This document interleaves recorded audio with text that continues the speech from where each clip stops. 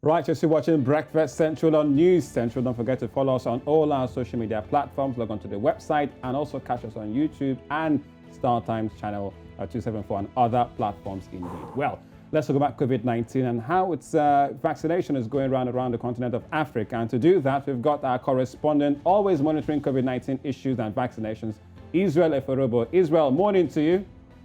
Good morning, Lisa. Good morning to you too, Oluchi. So much happening around the continent and indeed around the world as in terms of what the governments of the world is doing to combat the spread of COVID-19. Let's kick off here from Africa, where there is a huge discrepancy between COVID-19 vaccine doses pledged to African countries and the number delivered, limiting the impact of donations on the continent. This is according to Ahmed Ogwa Uma, who is the Deputy Director at the Africa Centers for Disease Control and Prevention.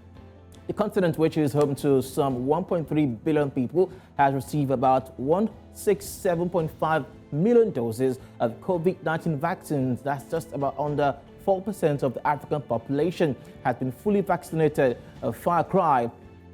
All the pledging and all the planning that had gone into a lot of the conversation late last year and particularly early this year. This is according to UMA. Now, it is unclear what exactly is holding up pledged donations, but some are likely still in line for production, and doses available in some countries are being reserved for booster shots, something that some countries have kicked against. Now, a lack of transparency around vaccine supply means no one knows where doses are going to.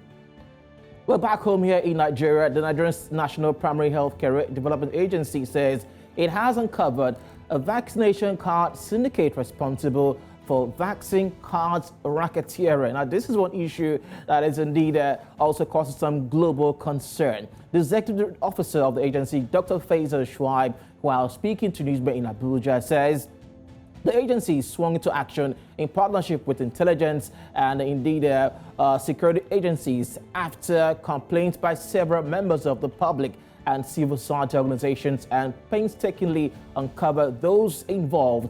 Dr. Schwab assured that the syndicate, including their clients who have been caught, will be prosecuted to serve as a deterrent to others and to protect the image of the country.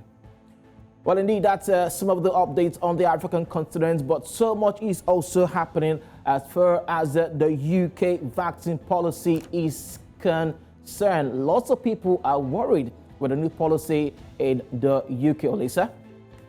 So, well, before we let you go, Israel, I would like to take us a look at, this is a big issue about vaccine syndicates in Nigeria. Let's go back to that press conference and on the updates on that issue. On Sunday, that was on the 12th of September, this month, I got on the social media the complaint about sales of cards in exchange for vaccination. And I had to take it up by myself. And I'm glad to inform us that we have been able to locate the team and the team members.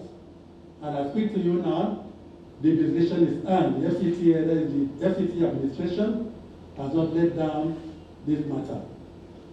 We are on top of the matter, and we have not only identified the teams, we have identified the team members, and we have also located those responsible for issuing cards and scanning the QR. We in the Primary Healthcare Board, FCT Primary Healthcare Board, had to also do a stick operation. And we did not only have the culprit apprehended, but we had recordings of the transactions right from the get to the back. So I believe that this one, we are taking to the next level. All right, Israel. So 3 arrests made by the National Healthcare Agency of Nigeria in terms of this vaccine racketeering. Israel, so that brings us to the case of, vaccine cards accessibility in other global areas, just like in the UK, where we heard that some African countries now, even if you've been vaccinated, you're regarded as non-vaccinated. Yes, indeed, Olisa, you're quite right. That is known as the vaccine acceptance policy, something that governments of the world, so many countries are actually kicking against at this point in time.